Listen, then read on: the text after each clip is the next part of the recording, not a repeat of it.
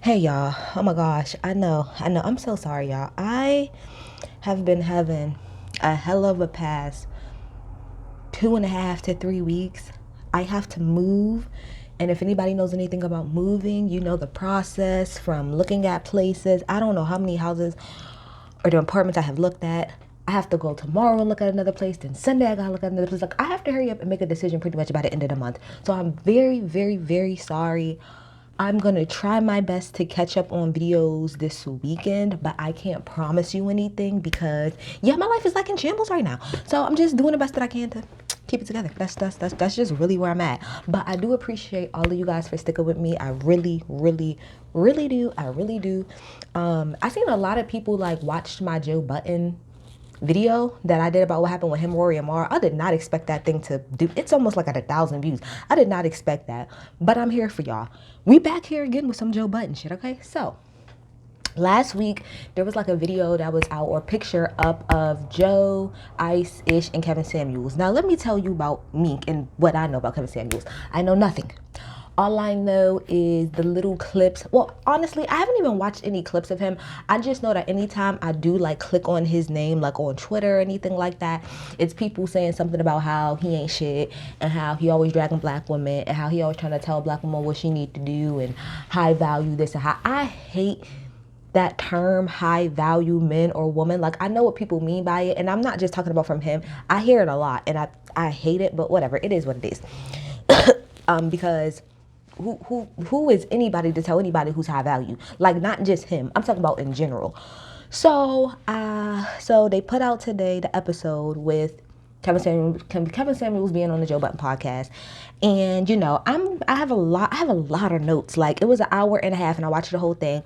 I have a lot of notes. Now I want to say this, like I said, when I came into this, I really did come into it with an open mind. At first, I wasn't gonna watch it because I'm like, why am I going to sit here and watch a man who is clearly, talking about down on black women? I got enough of that going on an average day. I don't really need to hear another black man tell me why I'm not shit, because I hear that on the average. Don't need to hear that. But I said, you want to know what? You never actually heard him say that, Jalissa. That's what everybody else said. So why don't you sit down and, listen for yourself? So that's what I did. Okay. So a couple things I want to get into before I really get into the breakdown, because my notes is literally in order. But before I go in order, I kind of want to talk about like my overall general feeling of what I watched.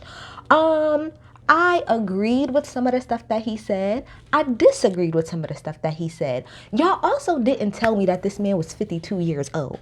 Like I put on Twitter, why y'all ain't tell me this man was 52? Of course, Pop got that POV. He is 52 years old. He is 52. So let me see. 52. That means he was born in like 69, right? Ain't that what that means? That he was born in 1969? And y'all confused as to why this man got the views the way that he do? When this man grew up in the 70s? So when I first heard that, I said, oh, y'all see, it makes sense to me. I don't even really need to watch the whole thing. The stuff that I do see people say that he says, it makes sense. You got to take in consideration his age and the generation that he comes from. So, he made so many damn references to the 70s and 80s. This nigga couldn't make one reference to anything past 2000 other than No Scrubs. And that was like the beginning of 2000. So it's like, of course, that's his fucking, mindset when it comes to certain things. So that part gave me a lot of clarity when I found out what his age was. It gave me clarity on a lot of things. Absolutely. It also gave me clarity when he said he's a salesman. He was a salesman and he was an image consultant. I said, image consultant makes sense, because a lot of the stuff that I do hear about him is, him talking about how women look and how they don't look. And he made reference a couple minutes into it about some woman that he said was big as Emmett Smith, but she actually weighed more. So y'all might not like it. It ain't my cup of tea, but he's an image consultant. So you got to look at it through his lens. That was his job, is to pretty much judge people for the most part on how they look and all of that. Image is important. So got that, okay? So what I realized is I got in my notes. So he's Hitch. Like, that's what it seemed like to me. It seemed like he's Hitch. If y'all watch Hitch, Will Smith and my guy Kevin James from The King is Queens, I'm like, okay, that's what he's giving me. He's giving me very much so Hitch vibes, because he claims that he is a relationship guru. Now, I don't like relationship gurus, period. I don't care who it is. I don't care if it's a Kevin, a Michael, a Tina, but I don't care for people that do that type of stuff, because I just feel like at the end of the day, we all, this is how I feel. And I just told somebody this, what works for you in a relationship works for you. And that might not necessarily work for me. So I don't really feel like it benefits, I'm talking about me. I don't really feel like it benefits me in particular to listen to a relationship guru. And it's not really even just that. Even people who do like motivational speakers and stuff like that just doesn't do anything for me. I don't need to go to somebody who I don't know what type of credentials. The only person I'm going to talk to about any type of issues is a licensed therapist, okay? A licensed therapist. And even then, there's only but so much I'm going to take from that person, because what works for them works for them, what works for me works for me. So, gotcha, right? So, let's go through some of the things he talked about. I got a lot of stuff here. All right, so he said that men at the end of the day can't really ask for things, that men really just want, so this was his whole basis. He started off saying that men just want a woman that's nice and cooperates. That seems simple enough, but we live in the real world. I would like a man that's, I don't know, capable, dependable, and trustworthy, but am I going to get that all the time? Absolutely not. There's a lot of layers that goes into that. And then especially when you're talking about Black women in particular, it gets a little more nuanced than, why don't you just be nice? One of the main things I hate from men, and if you're not a woman, you would never understand, is when a man tells me to smile.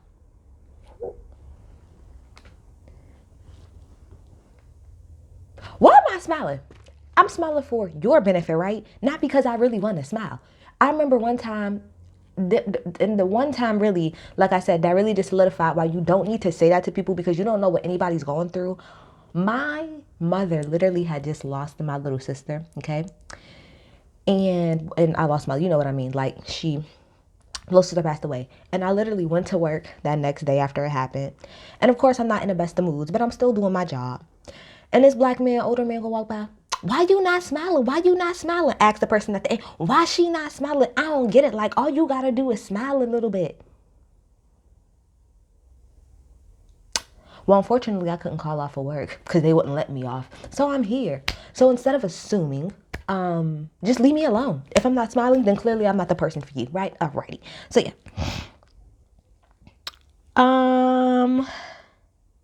He also talked about how he feels like women can be vocal, but men can't.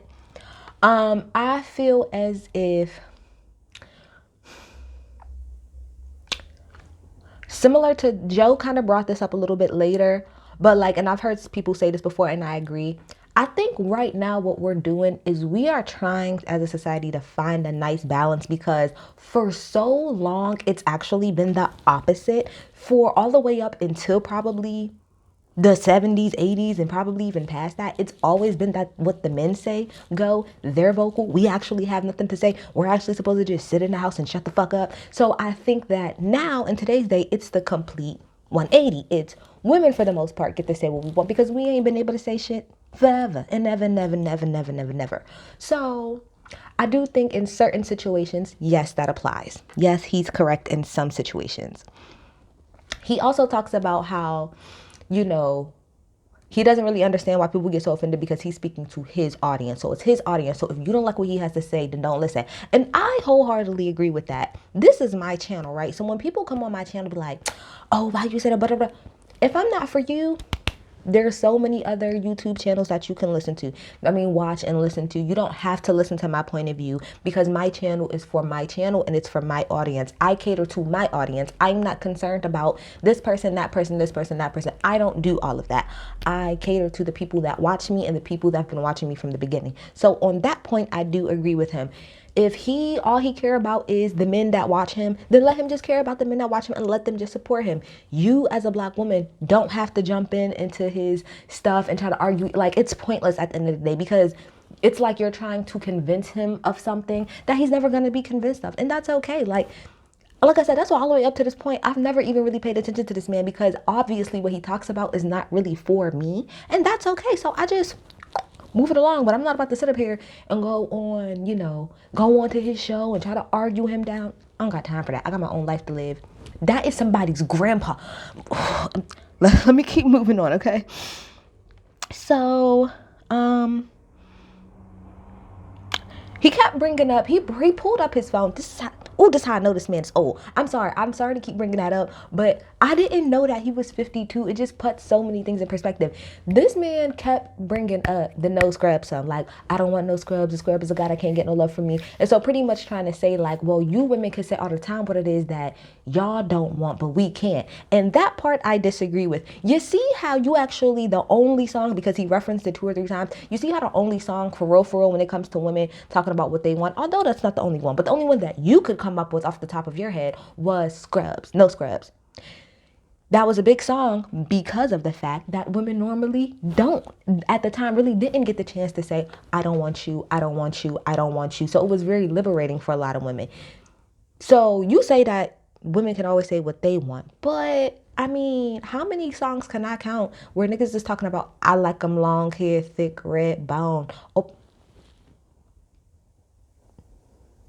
you want a girl that's going to bust it open. You want a girl that's going to do this. You want a girl that's going to do that. You don't want a girl who don't own a Birkin. You don't want a girl who, can't pay for her own weed. You don't want a girl. So I just feel like that argument right there kind of falls flat on its face because there's way more songs about what a nigga want, what these bitches want from nigga. Like, there's so many more songs about what niggas don't want from women than there is about what women don't want from men. Like, I just think that argument kind of falls flat. Okay. Let me see what else. He also says how as a woman you ask for certain things and he just pretty much wants to know, like, wants you to pretty much, when the women who talk to him, he pretty much says, well, this is what you want, but this is what you actually deserve. Now, again, I don't think it's nobody's place to tell anybody what anybody deserves. I do agree to a degree, which is honestly, when he said this part, I didn't really feel offended because at the end of the day, the woman that Kevin Samuels was talking to is not me.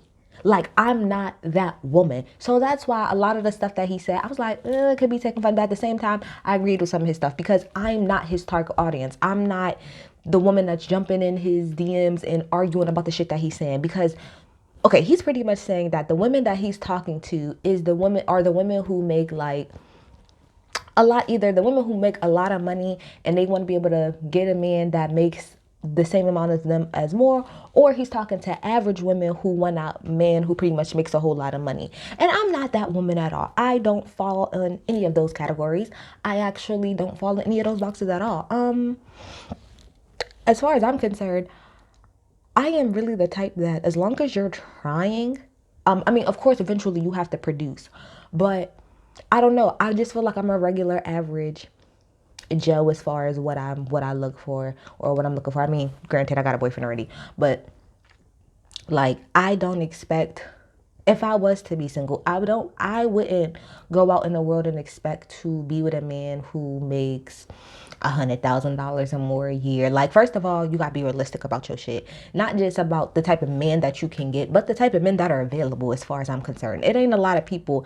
Literally, the freaking, when the checks came out, before the checks came out, they literally said 90% of Americans will qualify for a stimulus check. So that means 90% of Americans make less than $70,000 a year. So because of that, I'm going to cite my sets a certain way. I do think, okay, hold on. We'll get there.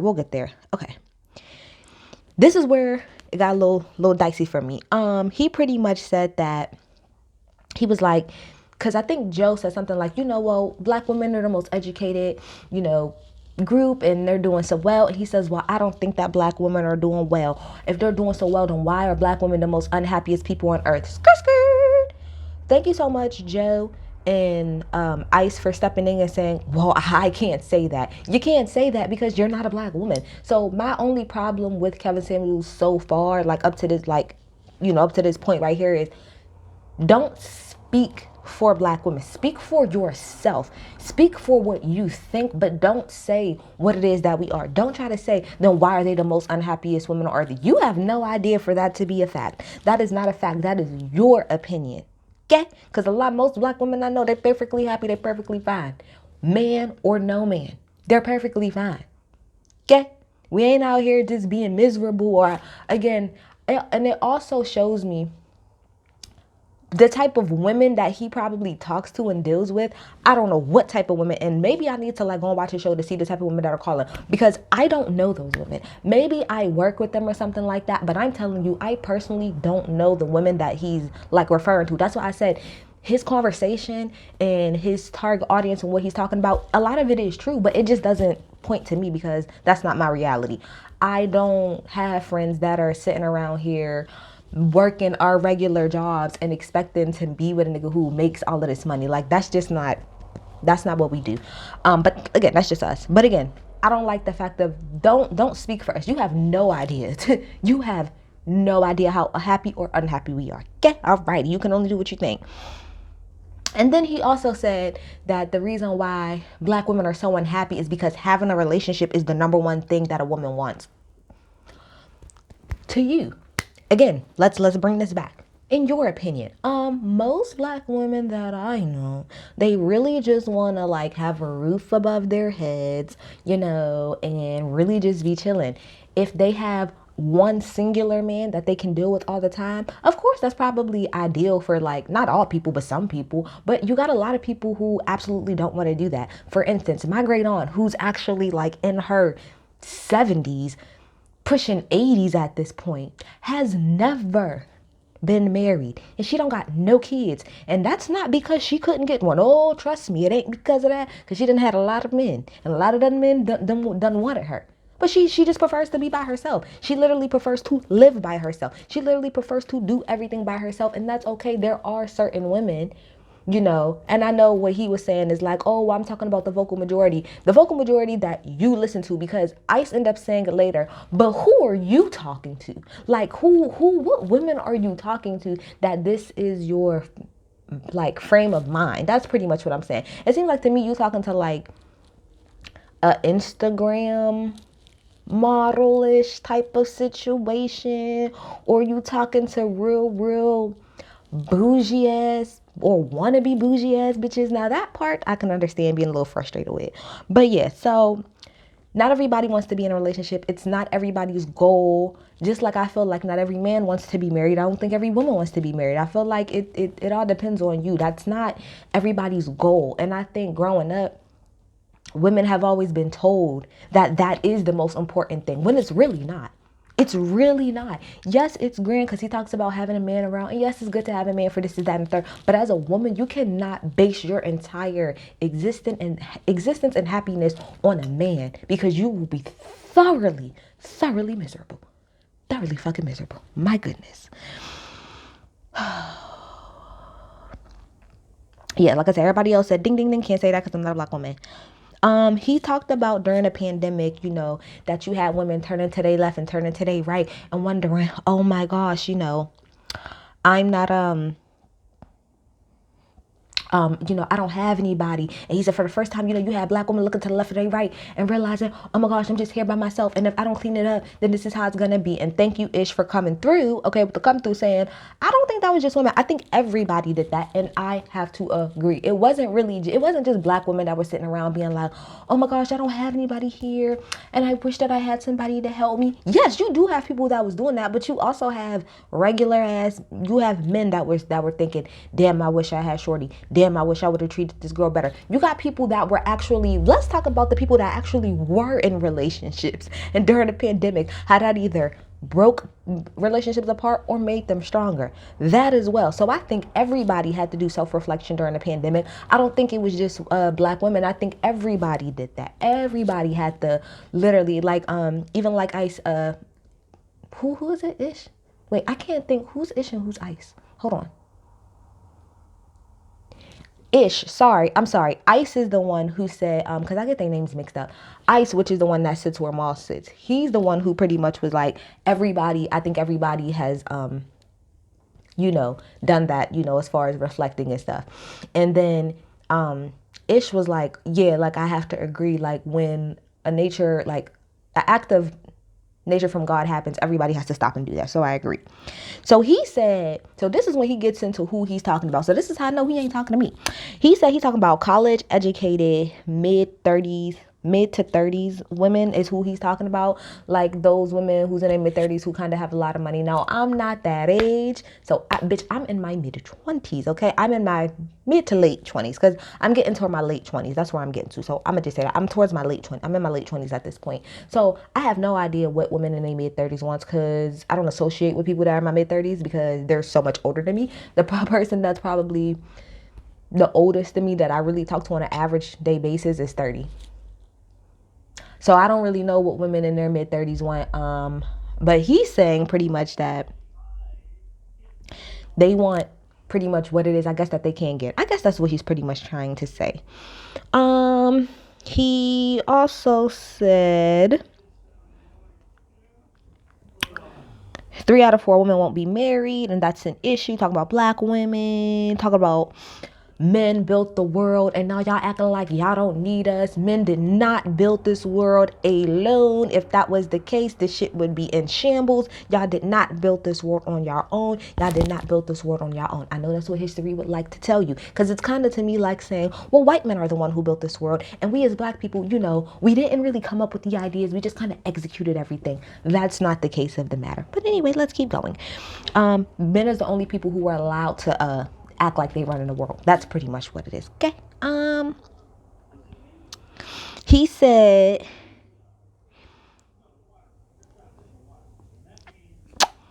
so he pretty much said the woman that he feel like that is upset about the stuff that he says is women who don't like submission and women who makes more money than the average man. And his whole thing is like, what are you coming in with? Like, you know what I mean? That, like, what baggage are you coming in with? Now, this is the whole thing.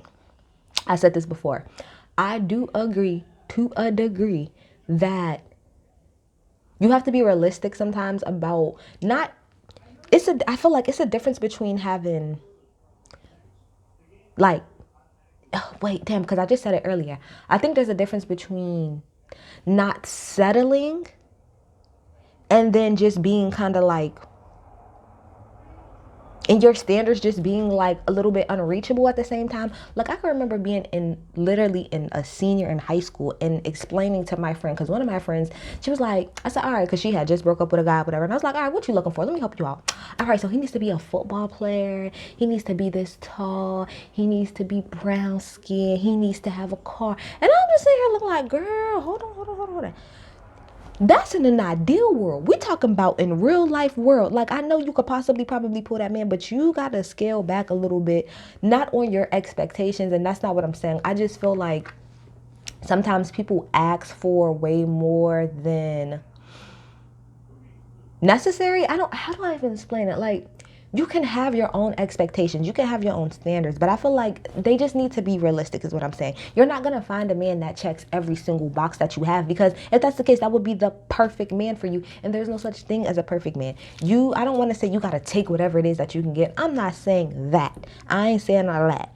But I am saying that I do feel like there are certain women who are so stringent in what their checkbox needs to be, that they will let a whole good ass man walk by just because, like, kind of like Cat Williams said, like, you got a nigga that's 95% good, okay, or 98% good, and that 2%, because you don't like it, you walk away. Except he said that the 2% was cheating, and I don't agree with that. But I do agree with that overall feeling that, you can find a man that's 98% good, and then that 2% will just really throw you completely off. And I feel like as long as that 2% ain't that man beating on you, cheating on you, or disrespecting you, it can be worked out. That's just my opinion. And so, like I said, and Joe also said, because he also talked about, how you can bring in, how women are bringing in baggage and stuff. And everybody said it, but I think that's applicable to both. And even Ish was like, I agree. Like, I think that do apply to both. I think everybody comes in with baggage in a relationship that they really shouldn't. Oh my gosh, y'all, I need to hurry the hell up. So then he also talked about how he feels like men are the only ones who know what it is to not have anybody look out for them, and women don't. And then he brings out, oh, they can always call somebody. That is a bold-faced lie if I ever heard one. And this man says that when he was in college, oh, I was super, super broke or whatever. And then I went to go meet this girl and she was eating all good. And I'm like, how? And she was like, oh, because I got food stamps. See. Pause. Let me tell you something. My guy, you're old. You don't know how long ago were you in college? Probably in the 80s or the 90s, 9 times out of 10. Right now, because I just graduated from school 4 years ago. I'm going to tell you right now, as a single woman with no kids, I could not get any food stamps in college, and I didn't even attempt to. You want to know what I did? I got it out the mud by myself. I got my ass up and I went to work and I came the fuck back home. Nobody helped me, and that's why I appreciate Joe and Ish and jumping in, and even Parks jumping in, saying you gotta stop right there. Don't keep trying to say that there's no way possible that no woman has ever got it out the mud and all women do is just, because what he was saying is that, because this is what really had pissed me off about this whole little segment. Ish was like, so what are you trying to say? He was like, first of all, there's single mothers that do it all the time. He was like, Kevin was like, and where do they get help from? Where do they get? They get food stamps? They get Section 8? No, maybe the women that you know, but I know plenty of women. I personally have never in my life had food stamps or been on Section 8. This apartment that I'm in right now, I pay out of fucking pocket. I've had 3 apartments prior to this, and I paid for all of that shit out of pocket while going to school full time, and I've never been on any type of public assistance. And I know for a fact, in my circle alone, I hang with maybe 4 girls and ain't none of them ever been on that before. Not that there's anything wrong with that, but to assume that most black women don't try to go out there and get it on their own and sit up here and depend on the government is a lie. And it's a lie that's been pushed specifically by white media. Okay, you want to talk about what white media has done to the black man's image. In the 80s in particular, since you want to go back to the 80s and reference so badly, welfare queen, when at the time the majority of people on welfare were white women. Okay, that shit pissed me off. I was so happy that all of them was like, all right, calm down. He's like, okay, well, I mean, some of them, but where do they get that money? Everybody's like, so what are you trying to say? Because they get that money from a man, that it means that it's less? It doesn't. Or do we really want to go into the patriarchal structure of this entire world? I don't think we want to fucking go there. I don't think we want to go there.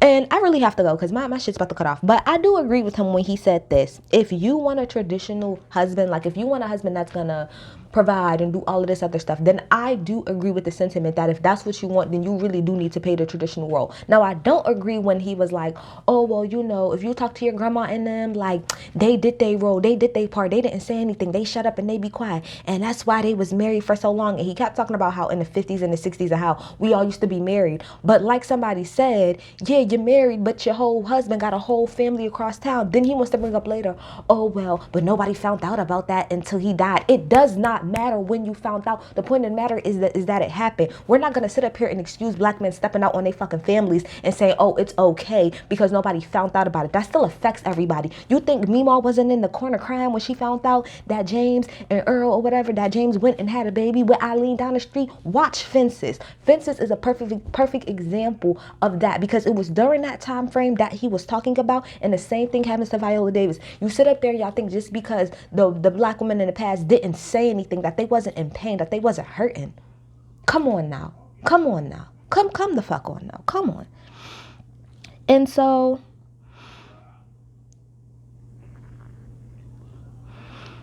he talked about Sweetie being an adjustable 6. I'm gonna have to do 2 videos. I'm gonna have to do 2 videos. I already know. I'll be right back.